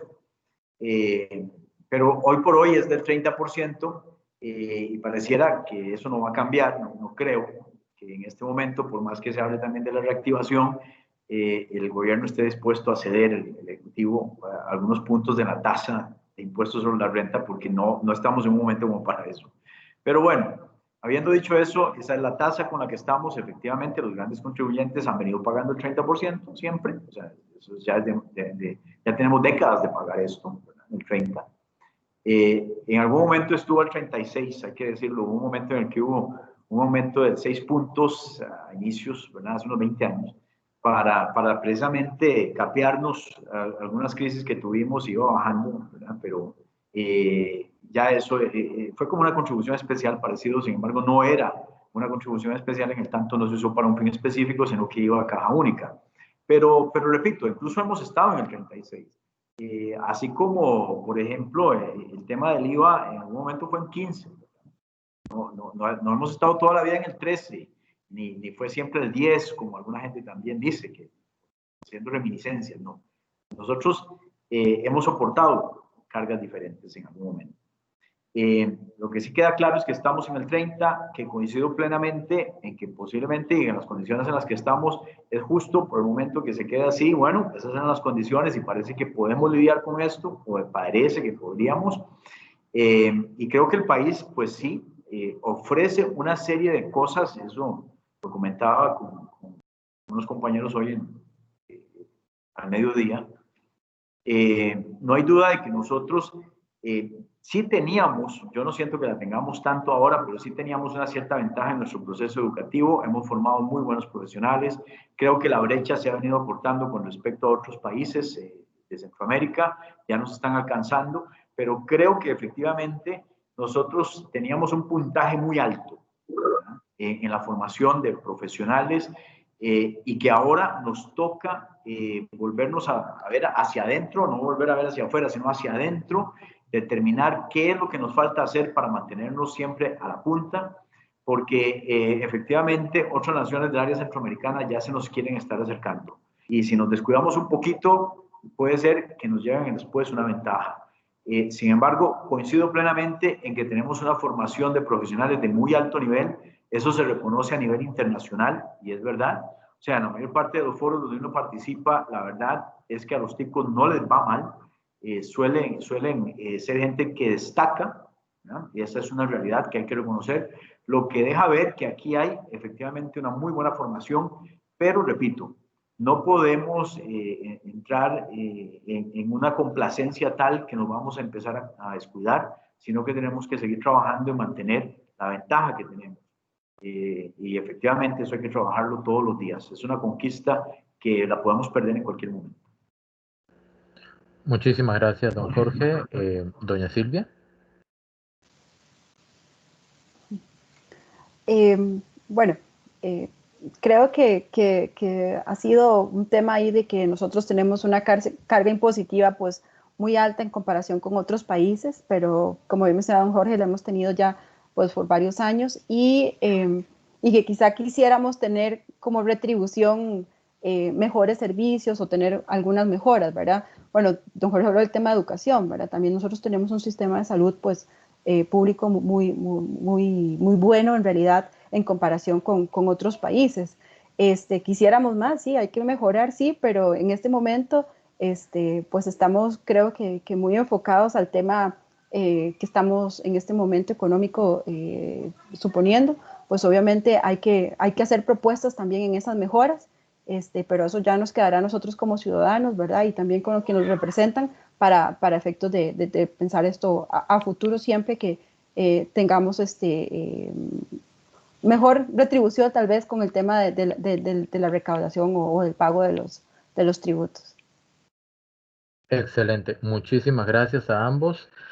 La cuarta ronda vamos a acomodarla un poquito mejor a manera de cierre y de conclusión. Primero, por favor recordarles a los asistentes que no se han anotado todavía en la lista de asistencia, que es el formulario que han compartido las compañeras en el chat, por favor, para que puedan poner ahí nada más, bueno, los datos que le piden, ¿verdad? Imagino que el nombre y algún dato adicional. Y a manera de conclusión, a ver, imaginemos de que cada uno de ustedes, don Jorge, doña Silvia, recibe un correo de don Elian Villegas. ¿Ok? Don Elian Villegas los está citando a su despacho y les pide puntualmente, muy puntualmente, 3 propuestas para combatir el déficit fiscal, mejorar la recaudación. Así ese top 3 de cada uno de ustedes dos. A manera de conclusión, ¿cuáles serían esas 3 propuestas que ustedes le pondrían sobre la mesa al señor ministro de Hacienda? Ahora sí no sé quién desea comenzar. Como gusten. Ok. Bueno, le entramos, no hay problema. Muy bien, Bueno, don Jorge. vamos a ver, si tuviéramos que hablar con don Elian, bueno, habría que saludarlo primero. Hace poquito lo vi, cosa de volverlo a saludar. Queda claro, primero, me parece que efectivamente todos sabemos que tenemos un problema, y ya lo dijimos, y por eso está este proyecto de Hacienda Digital en lo que es el manejo de la información. O sea, si queremos mejorar la recaudación, tenemos que mejorar el manejo y control cruzado de la información. Siempre he hablado mucho de la minería de datos, ¿verdad? Que efectivamente es fundamental en el mundo de hoy y existe una razón por la que es fundamental. Como ella lo dijo, hace muchísimos años, por supuesto que los sistemas eran manuales porque no había remedio. No había remedio en el sentido de que la era informática en realidad no era en ese momento todavía fuerte y es hoy. Y eso hizo que efectivamente durante muchísimo tiempo manejar tanta información fuese manual y fuese demasiado complicado. Hoy ese ya no es el caso. Ya tenemos al alcance nuestro las herramientas. Porque si hubiéramos estado hablando, no sé, en los años 90, de una computadora que tuviese la capacidad de manejar la información que necesitamos para hacer lo que hoy podemos hacer, hubiéramos necesitado un cuarto enorme con esa computadora. Cosa que ya hoy no es el caso. Ya estamos en una etapa en la que es posible que entonces, con una inversión razonable, tengamos información más rápida y más certera. Entonces, sin lugar a ninguna duda, tenemos que trabajar en eso. Ya se empezó, pero como lo dijimos a lo largo de esta charla, traer un proyecto hay que revisar que realmente cumpla con lo que uno espera. Hay que revisar que la redacción nos lleve a un cumplimiento adecuado de las expectativas que tenemos de un proyecto como este. Y que no se convierta nada más en dotar de ciertos recursos a gente que después no sepa usarlo. Eso sería un problema. Segundo, precisamente entonces, viene la formación del personal que va a usar este sistema e incluso que es el personal que ya existe hoy. Me parece que falta más preparación, que ellos no están manejando bien esto. E incluso también, como lo dijo doña Silvia, efectivamente se están volviendo no solamente más agresivos, sino que menos flexibles en la posibilidad de negociar y están intentando ahogar a alguna gente. Eso no está bien. Esa parte no es correcta y en realidad no estamos hablando solamente de formación puramente en el tema de cómo fiscalizar, ¿verdad? Que eso me parece que está bien, sino que se ha hablado muchísimo, el gobierno habla mucho de esto, se habla en todos lados de que hay que mejorar las habilidades blandas. Pues yo creo que los fiscalizadores van a tener que mejorar también sus habilidades blandas, porque ya le digo, o sea, es muy lindo que hablemos de habilidades blandas para que, y que eso incluso se habla de gente que representa el sector de competitividad, ¿verdad? Las organizaciones que hay que mejorarlo. Pues bien, también hay gente en el Ministerio de Hacienda que tiene que mejorar sus habilidades blandas. Así de sencillo. Y vamos a tener que trabajar en eso, en crear las universidades, por un lado, profesionales con grandes capacidades, no solamente a nivel técnico, sino también en el desarrollo de técnicas humanas, puramente humanísticas, pero también en todos los profesionales que están hoy ejerciendo ciertas funciones van a tener que mejorar eso, porque están quedando debiendo algunos, y debiendo por mucho. Hay que ser en esto muy claros. Entonces tiene que haber una mayor capacitación y un mejoramiento del recurso humano. Y por último, yo diría también necesitamos invertir más, tal vez aquí voy a decir invertir precisamente porque esto es a largo plazo, voy a aclararlo. Vamos a tener que invertir un poquito más en lo que es la educación y la cultura fiscal del pueblo de Costa Rica como pueblo. Ya los que estamos viejos, alguna vez recibimos clases de cívica. Yo no recibí una sola clase de cívica en la que habláramos de impuestos. Ni una. También no recuerdo haber visto una sola lección o clase de ética en la que habláramos de impuestos como un tema. En los cursos de incorporación de profesionales, no recuerdo haber ido a una sola de esas charlas de incorporación en donde habláramos del tema ético, también desde la perspectiva de cumplir impuestos y la obligación que tenemos con la sociedad. Vamos a tener que invertir en una Costa Rica que no va a cambiar de un día para otro, pero necesitamos que las futuras generaciones sean más conscientes de su obligación para cumplir con el pago de impuestos.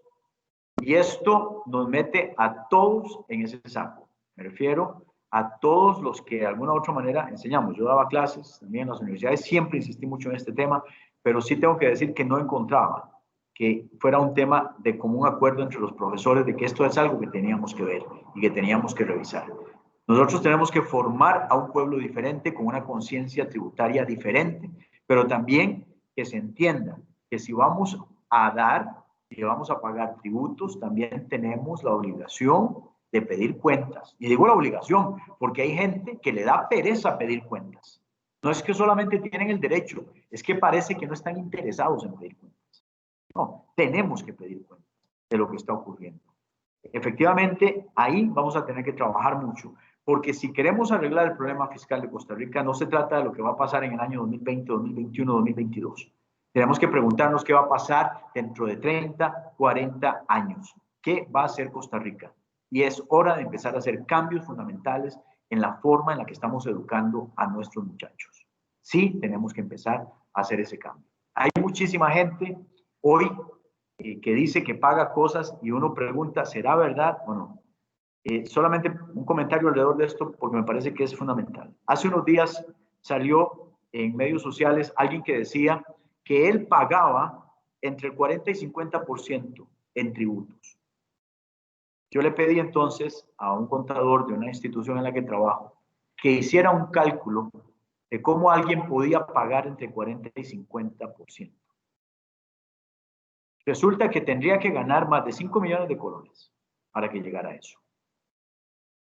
Y la persona decía que todo se le iba para el gobierno y que él ya estaba harto. Y todo el mundo le daba likes y todo el mundo decía sí, que aquello es una barbaridad. Y recuerdo entonces que viendo eso, entre el grupo al que le distribuí esto, que eran grupos de colaboradores de esta empresa, les dije, vean cuál es el problema de los medios. La gente le dio like y dijo, sí, esto es una barbaridad, esa persona paga el 50%. Y la conclusión a la que llegamos todos, eso no es una barbaridad, ese artículo es una mentira, la persona que lo escribió es un mentiroso. No hay ninguna virtud en ser un mentiroso, ninguna. Y es tan malo ser un evasor como ser un mentiroso cuando se están promoviendo este tipo de actitudes, porque en ese tiempo fue cuando se dieron los paros y afectamos un montón de negocios legítimos por culpa de gente que está echando carbón, porque esa es la verdad, con noticias falsas. Y si alguien me dice que un mentiroso de estos es mejor que un evasor, no sé con qué moral está evaluando las cosas. Sí tenemos que cambiar. sin lugar a ninguna duda. Pero si vamos a decir las cosas, entonces que se digan bien. Como les digo, ese montón de mentirosos ahí estaban, ahí están. Y sí he oído a muchos sindicalistas decir que debe haber cárcel para los evasores y para estos mentirosos, ¿qué es lo que tiene que haber entonces? Porque de buenos no tienen nada. Si nos van a responder algo, que nos lo respondan. ¿Qué va a haber para este montón de gente que está distribuyendo noticias falsas y que crea un ambiente negativo? El país tiene muchas cosas buenas, como para que nos centremos en hablar de las malas. Tiene demasiado bueno. Muchísimas gracias, don Jorge. Entonces, así resumiendo, punto 1, uso de tecnología. Punto 2, capacitación del personal a nivel técnico y humano, ¿verdad? Y finalmente, en el punto 3, educación y cultura, ética y fiscal en el país, ¿verdad? Como inversión a larguísimo plazo. Muy bien. Correcto. Doña Silvia, le toca a usted plantearle sus propuestas a don Elian. Gracias. Bueno, creo que uno de los puntos de don Jorge son totalmente válidos, y a los cuales podríamos también añadir para que no sean solo 3, sino que ya sean 6 para don Elian, para que las considere dentro de la propuesta. Uno, me parece que es el tema de la centralización de los procesos, ¿verdad? El tema de la ventanilla única. Ese aislamiento, si bien estamos apostando mucho a la tecnología, ¿verdad? Ese aislamiento entre las mismas oficinas o los compañeros, incluso que están sentados a la par dentro de la administración tributaria, eso no es eficiente, ¿verdad? Eso no es un buen reflejo para cualquier contribuyente que llega a tocar la puerta para obviamente por alguna necesidad, incluso buscando ayuda para que llegar a cumplir con sus obligaciones tributarias. Creo que ahorita con el tema de la tecnología esto es muy posible, incluso este proyecto de digitación digital va a ser un buen comienzo, y que vaya a permitir al contribuyente el cumplimiento más expedito, y obviamente el no tener que estar tocando puertas todos los días diferentes para un mismo trámite o una misma gestión. Aquí tal vez pongo ejemplos prácticos que tenemos ahorita. Por ejemplo, si yo tengo un impuesto, un cargo por cobro que está prescrito, yo pido a una oficina que me declare prescrito el adeudo, ¿verdad? Sobre todo para limpiar el estado de cuenta y no aparecer como moroso. Sin embargo, ellos emiten una resolución de la gestión y uno tiene que ir al compañero que está a la par, a la ventanilla que está a la par, para decirle al que tiene el estado de cuenta, ahora sí, quítelo del estado de cuenta, cuando esto debería ser un tema de que si el que ya hizo el estudio y verificó que era correcto, tocar una tecla, ¿verdad? Y que ya en el sistema quede limpio para que pueda ser consultado ya por el contribuyente y no tenga después que ir a hacer una gestión adicional sobre el mismo proceso, sobre la misma situación. El otro punto que plantearía es el tema del tiempo de respuesta. Todas las gestiones bueno, actualmente hacer una gestión en la administración va a llevar no 1 o 2 días, ¿verdad? Posiblemente vayan a ser meses. Ojalá tengamos tiempos cortos para determinada gestión o necesidad del contribuyente.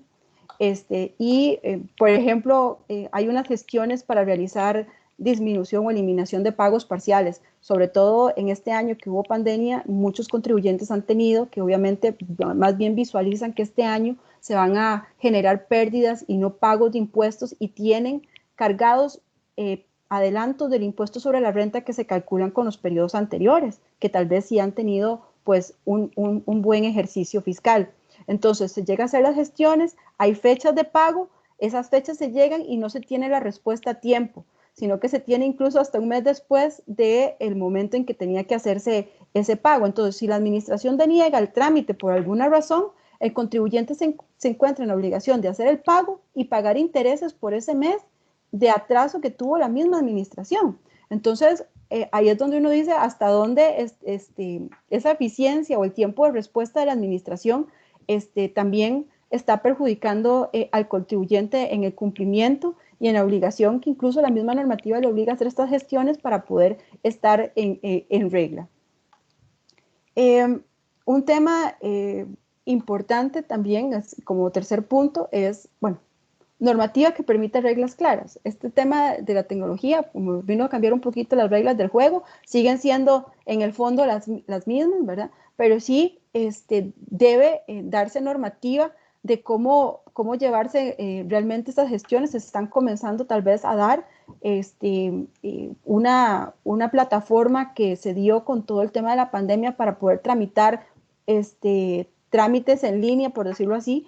Se estaban dando en un correo electrónico que no daba acusos de recibido en todos los casos. La administración, como le digo, tardaba mucho en asignarlo, no se sabía qué funcionario lo tenía, el contribuyente no sabía si se había recibido la gestión, si se había ido al spam de la administración, etcétera, etcétera. Se crea una plataforma que se llama Travi, que desde finales de agosto a la fecha, incluso ahora hay por ahí un borrador de cambios que se le están haciendo para mejorarlo, pero ya vino por lo menos a darle alguna certeza a la gestión del contribuyente porque puede consultar el estatus, va a recibir un tiquete de presentación. Entonces, pero hay que se van haciendo tal vez en el camino las normas o las resoluciones que van implementando estos cambios, ¿verdad? Pero sí hay que ver que hay cosas que no es que tampoco vayamos a crear más leyes porque también nos llenamos de leyes y tampoco ese es el objetivo, ¿verdad? Porque ya existen normas básicas que nos permiten, pues en este caso, tener respuesta de la administración, tener el trámite, ¿verdad? Un debido proceso, ¿verdad? Hay posibilidad de defenderse, pero sí que existan esas reglas claras entre el contribuyente y la administración.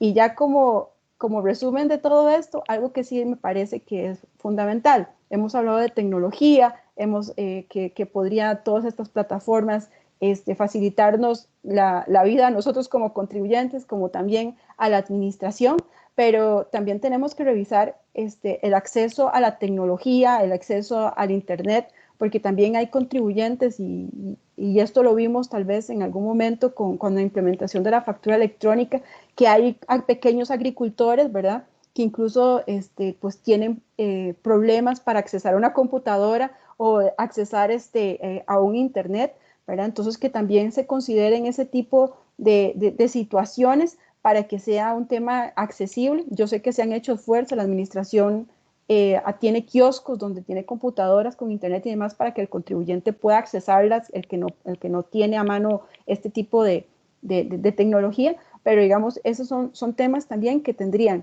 que ponerse sobre la mesa a la hora no solamente exigirnos cumplir de esa forma, sino también ver la contracara del contribuyente, que al final también está contribuyendo para que se le facilite, en este caso, el cumplimiento de las obligaciones tributarias. Bueno, en parte de eso sería. Perfecto, doña Silvia, don Jorge, un agradecimiento sincero de parte de la Universidad San Marcos, del vicerrector Marco Esquivel, de la directora de la carrera de Contaduría Pública, Nancy Mora también, por la presencia de ustedes, presencia virtual, ¿verdad?, de ustedes en esta videoconferencia, en este encuentro. Es muy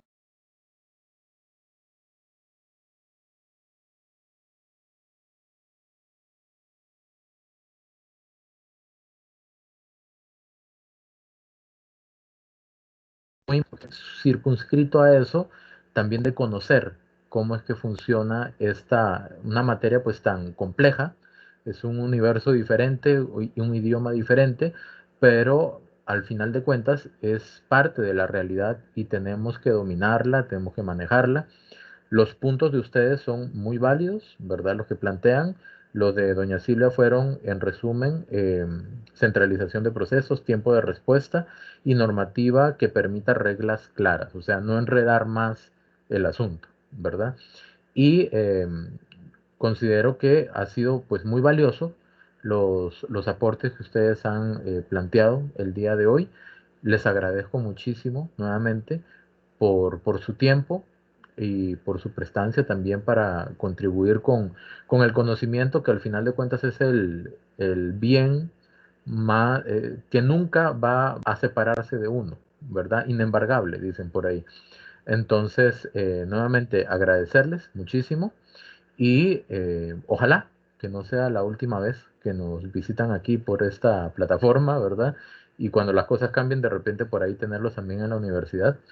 Y, y nuevamente agradecerles de verdad muchísimo en nombre de la institución y de todo el personal y de los asistentes que por aquí están también. Entonces, no sé si quieren decir algo para despedirse. No, bueno, fue un verdadero placer, de verdad. Y pues cuando así lo requieran, con muchísimo gusto los volvemos a acompañar. Y bueno, los muchachos que están estudiando, como lo dije hace un momento, de ustedes también depende mucho lo que pase de aquí en adelante. O sea, no crean que solamente depende de los que están tomando decisiones hoy. Hay un futuro que se tiene que empezar a construir desde hoy y depende de ustedes que lo empecemos a construir. No solamente sobre las bases de los que ya algo han construido antes, sino sobre la base de lo que ustedes están agregando día a día con el esfuerzo que están haciendo. Que mucho de lo que estamos hablando de esta problemática, ustedes la tendrán que vivir también, pero ustedes están llamados a cooperar en hacer un cambio y ustedes son parte de ese cambio. Muchísimas gracias, don Jorge, doña Silvia. Nuevamente agradecer la invitación, muy agradecida poder compartir con ustedes el día de hoy y de verdad el tema de impuestos en veces lo vemos como un tema pues feo, ¿verdad? Pero al final tiene mucho que ver con nuestro día a día, ¿verdad? Y es importante pues conocer o entender lo que está pasando también y como ciudadanos, como contribuyentes y también entender que a pesar de que exista pues comentarios adversos sobre el tema de impuestos, realmente es también un tema o compromiso nuestro como ciudadanos para que el país sea lo que es y buscar también su crecimiento como nación. Muchas gracias. A ustedes las gracias. Ahí hay unos comentarios de agradecimiento en el chat para que los puedan ver, ¿verdad? Por los aportes de ustedes.